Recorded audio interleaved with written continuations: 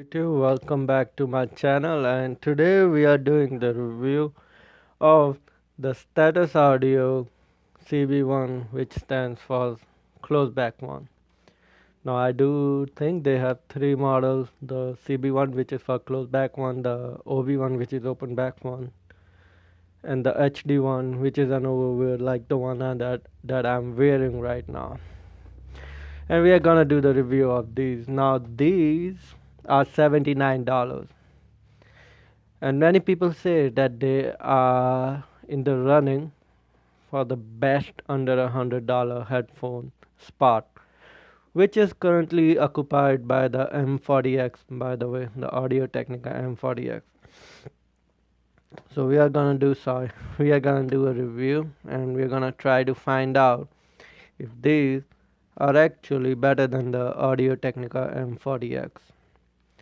The thing about Status Audio is that they are a relatively new company based in Brooklyn, New York, and their motto is pretty simple: sound above everything else, and no branding.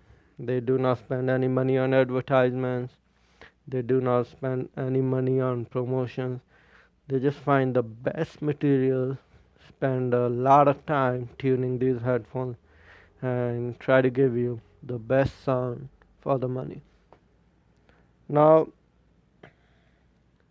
if you when you look at these headphones, if if you found these headphones in a bench on a bench in a park, and you had picked these up, you would not able be you would not be able to tell, for the life of you, you would not be able to tell what headphones are these, unless you knew someone who knew about Status Audio, or you did a Google image search. Absolutely no logos anywhere. I tried to look for serial numbers, everything, cannot find anything at all, not even on the cable. The the build, let's talk about the build. They're cheap. They just look cheap. There's no getting around that. They are made cheap, they look cheap, they feel cheap. And for $79, it has to be, if it wants to deliver the kind of sound that it does. No matter on the headphone, in the band, no matter everywhere, everything is plastic, just cheap sounding plastic. And that is a good thing and a bad thing. These do have a 3.5 mm jack, so you can use third party cables, but there is a catch. In order to use the third party cable, the plugs housing has to be very very thin, because they are kind of hybrid. They do have their own locking mechanism. You just put your cable in and snap the one of those Status Audio cables. However, if you got a cable like this that has a plug as thin as this and as straight as this, you can just plug them in and make them a headset.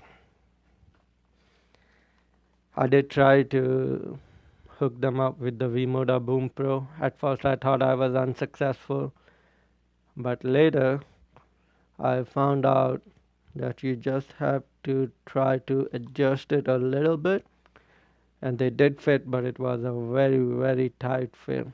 I could yeah, if I had just a little bit of tug on those when they were in there, they would have snapped out of it. um the band, yeah, the band yeah, the comfort, the band, there is a problem. I'm sorry to report to all the people that have big heads, big people, 6'6", um, big people. There's just not enough space to fit these on your head. They just don't adjust. They will not adjust to a big head. That's just it. And the padding, while it is sufficient, sometimes you have to move them around to find a good fit. And that is about it. So we are done nitpicking. Now let's get to the thing that I'm excited about the most while I was writing the review: the sound, status audio. How were you able to make something that sounds so good for $79? Better than anything in the price range. While I was listening to these, I sincerely felt like I was listening to a 400, 500 reference grade dynamic headphone, the one that studios use for mixing and mastering. And well, I would say that it is not as good as a 400, $500 headphone, but my God, did it come close. The bass. When I did the review, I compared them to the M40X a lot. The weak point of M40X was the bass. While it was accurate, you always hoped for a little bit more. These do have that little bit more bass. These have better bass than M40X. And the bass is also a little bit tighter. The speed of the attack is a little bit tighter than the M40X.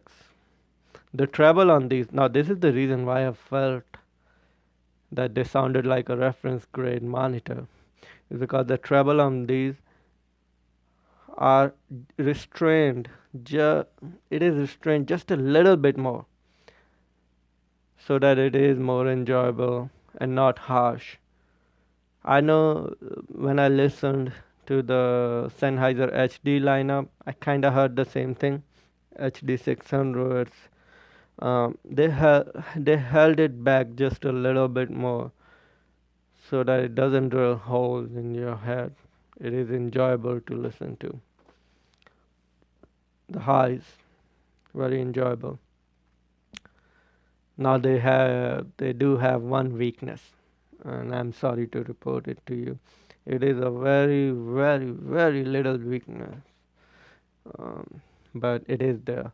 The mids, the vocals on these sounded to me just a little bit more shouty, exaggerated than the M40X, and and I understand why they do that.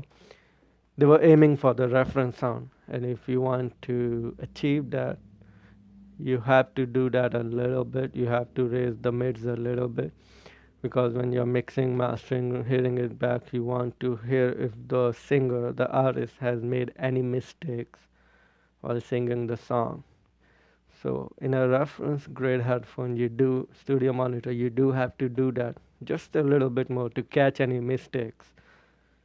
So it is a good thing and a bad thing. It might make it, and you wouldn't notice it in everyday use.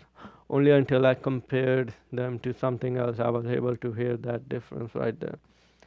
The soundstage is very good. Now, here's another special thing about these.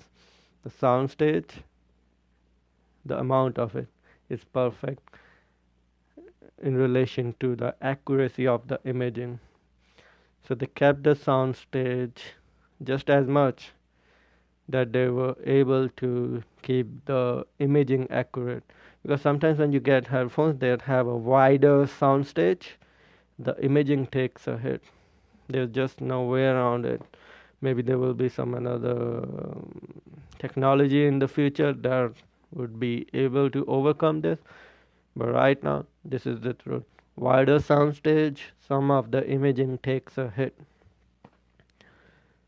Another special thing about these, when I was listening to these, now they do not have very, very good isolation. They do actually leak quite a bit. And I don't know what status audio uses for these pad. It is definitely fake leather. There is some different kind of fake leather. when I was listening to this,